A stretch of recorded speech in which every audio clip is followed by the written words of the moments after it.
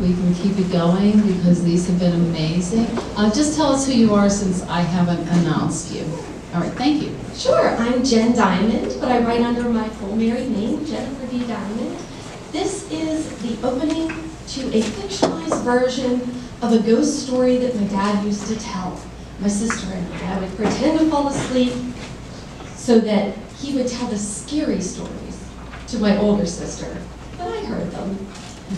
The opening to this story happens December 24th, 1959. The story is called The Haunting of Kitanning Hollow, Legend of the Ghost Hole, which is a true life legend in Kittanning Hollow, which is in Armstrong County, north of Pittsburgh. Ike flagged his roommate, red hat in hand. A distress signal, full stop, hazardous conditions ahead. Hazardous for Ike, that is. Wait! But the horn beeped an empty, cheerful see you later, leaving Ike in no man's land.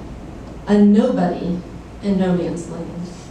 He palmed his flat top and almost dropped the hat. His scalp burned, neck muscles hot and pinched under the duffel bag strap. Both hands became dead weight. Guitar, now a ton. Chintzy Santa hat, equal. He let them hang. Confronting his father would be a disaster, but there was no getting around it now. He should have stayed to work, to stay for next semester, to stay invisible, a holdover.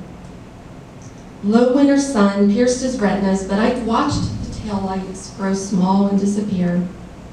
Sulfury exhaust hung in the cold air like rotten eggs. Egghead. That's what his kid sister called him, but when she said it, he just laughed and pretended to rub his knuckles on her head. Will the top of her head be higher than my shoulder? A crisp dollar bill burned a hole in his wallet for when, if, he ever lost that bet.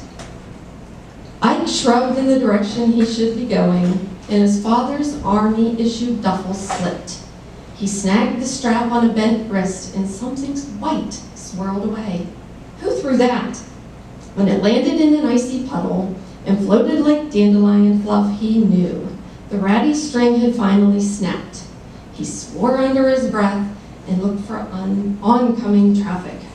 Nobody's within miles to throw a snowball, egghead. The dingy cotton puff absorbed an alarming amount of dirt, but Ike just stood there, staring at it. If he put down the duffel bag, their gifts could get wrinkled. If he put down his, never mind, there was no chance in hell he'd be laying his guitar down on the side of the road. If he hadn't stolen the mothball-written satin suit, he'd just leave it. But it wasn't his, and he planned on returning it intact. So he set the green canvas on a semi-dry patch of berm and held the hat between his teeth to go fish out the ridiculous pom-pom.